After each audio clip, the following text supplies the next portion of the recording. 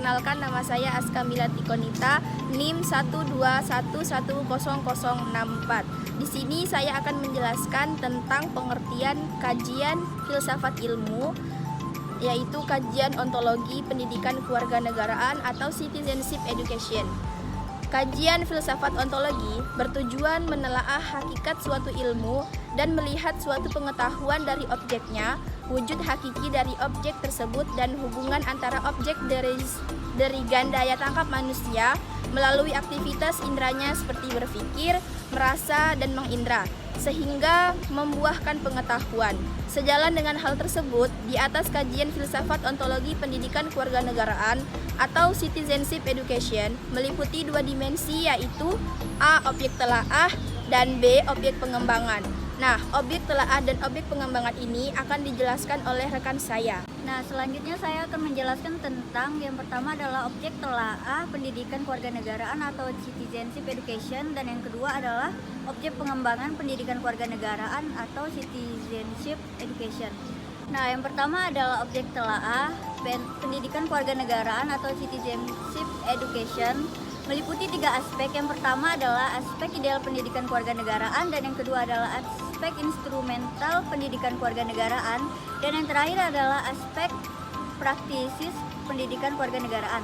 Pada kaitan ini diketahui bahwa yang menjadi aspek ideal pendidikan kewarganegaraan adalah landasan dan kerangka filosofis sebagai titik tolak dan juga sebagai mata pendidikan kewarganegaraan yang ada di Indonesia.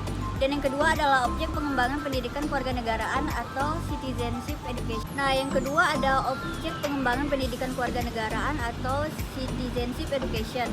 Nah, objek pengembangan pendidikan kewarganegaraan adalah ranah sosial psikologi, yaitu keseluruhan potensi sosial psikologi yang meliputi ranah kognitif, afektif, dan psikomotor yang secara programatik diupayakan untuk digunakan secara kuantitas dan kualitas melalui kegiatan pendidikan. Di sini saya akan melanjutkan objek telaah pendidikan kewarganegaraan dan akan menjelaskan aspek instrumental pendidikan kewarganegaraan. Pada aspek instrumental pendidikan kewarganegaraan adalah sarana pragmatik pendidikan sengaja dibangun dan dikembangkan untuk menjabarkan substansi aspek-aspek ideal. Secara terperinci, aspek instrumental yang dimaksud adalah kurikulum, bahan ajar guru, media dan sumber belajar, alat penilaian belajar, ruangan belajar, dan lingkungan. Nah, sementara yang dimaksud dengan aspek praktis kependidikan kewarganegaraan adalah perwujudan nyata saran pragmatik kependidikan pada aspek instrumental secara nyata berupa penerapan konsep, prinsip, prosedur, lalu nilai dalam pendidikan. Kewarganegaraan yang berinteraksi dengan keyakinan, semangat, kemampuan para praktisi, serta konteks-konteks kependidikan kewarganegaraan. Dengan kata lain, aspek praksis pendidikan kewarganegaraan adalah interaksi belajar di kelas atau di luar kelas dan pergaulan sosial budaya dalam kehidupan bermasyarakat, berbangsa, dan bernegara yang memberi dampak edukatif kewarganegaraan. Baiklah, selanjutnya adalah objek pengembangan pendidikan kewarganegaraan. Objek pengembangan pendidikan kewarganegaraan adalah suatu ranah sosial psikologis, yaitu keseluruhan potensi sosial psikologis yang meliputi ranah kognitif, efektif, dan psikomotor yang secara programatik diupayakan untuk ditingkatkan secara kuantitas dan kualitas melalui kegiatan pendidikan. Berbagai ranah tersebut selanjutnya dirumuskan melalui berbagai kompetisi, yaitu kompetisi kognitif, yaitu kompetisi efektif, dan kompetisi psikomotor. Kompetensi kognitif yaitu berkaitan dengan cara berpikir yang meliputi A. Kemampuan pengetahuan. Misalnya, jika kita diberikan materi pembelajaran, kita harus bisa mengingat apa yang telah disampaikan. Kemudian B, pengetahuan pemahaman. Jadi kemampuan seseorang untuk mengerti atau memahami, setelah itu kita harus bisa mengingatnya. Kemudian C, kemampuan mengaplikasikan, yaitu kita mampu mengaplikasikan suatu pengetahuan, metode atau teknik dalam bidang tertentu.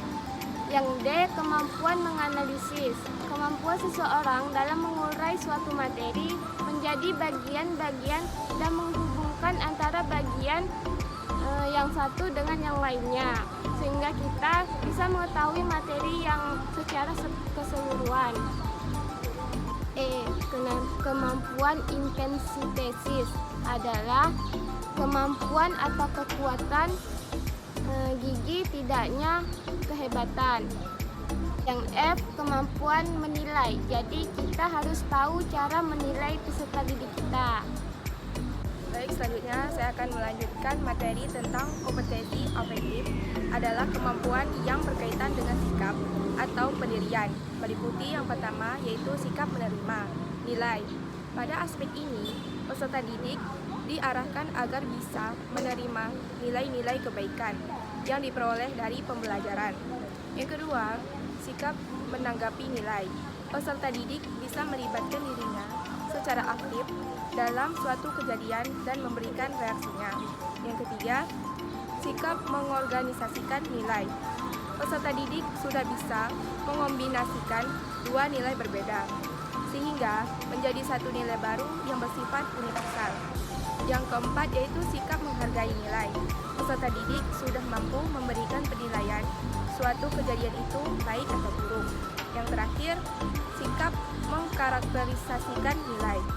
Aspek ini merupakan aspek tertinggi di ranah afektif karena peserta didik sudah mampu memadukan semua nilai, sehingga tercermin dari kepribadian peserta tingkah lakunya.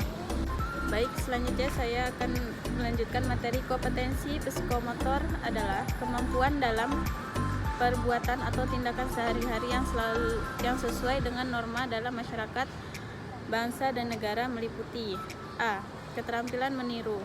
Ketika anak sudah memahami atas rangsangan yang diberikan sehingga merespon dan gerakan secara langsung. Yang B, keterampilan melakukan sesuatu tanpa contoh atau manipulasi. Kemampuan menirukan sesuatu yang telah dipelajari dengan berbagai tambahan yang terkesan berbeda-beda apa yang dipelajari. Yang C, keterampilan melakukan sesuatu dari hasil belajar.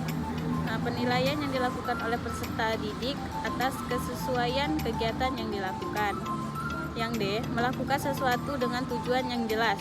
Di sini berdasarkan apa yang dipelajari akan menciptakan berbagai gerakan baru yang sesuai dengan apa yang dipelajari.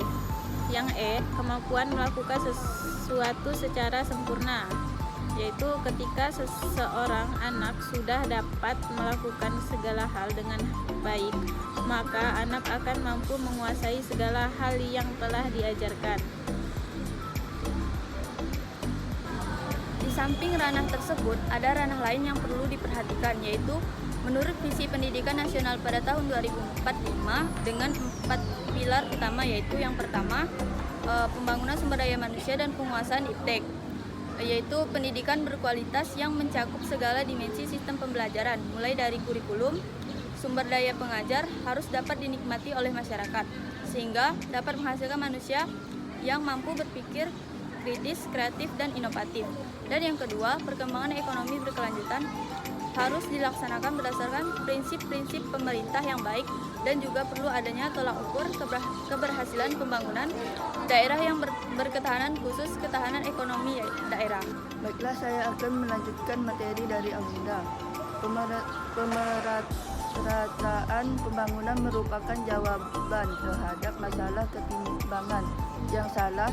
Satu, strategi dapat dilakukan dengan menjamin ketersediaan infrastruktur yang disesuaikan dengan kebutuhan antar wilayah sehingga mendorong investasi baru, lapangan kerja baru, meningkatkan pendapatan dan kesejahteraan masyarakat. 4. Ketahanan nasional disingkat Lemhanas adalah lembaga pemerintahan non-kementerian Indonesia yang bertugas melaksanakan tugas pemerintahan di bidang pendidikan, pimpinan tingkat nasional, pengkajian strategi ketahanan nasional dan pemanfaatan nilai-nilai kebangsaan. Sedangkan kata kelola pemerintahan sebagai ekonomi, politik, dan administratif untuk menangani persoalan suatu negara dalam setiap tingkatan. 4 pilar ini bertujuan untuk mencapai generasi emas 2045, yang mana generasi bangsa dipersiapkan menjadi warga dunia dan unggul dan mampu menguasai etik dan memiliki akhlakul karimah serta berjiwa Pancasila.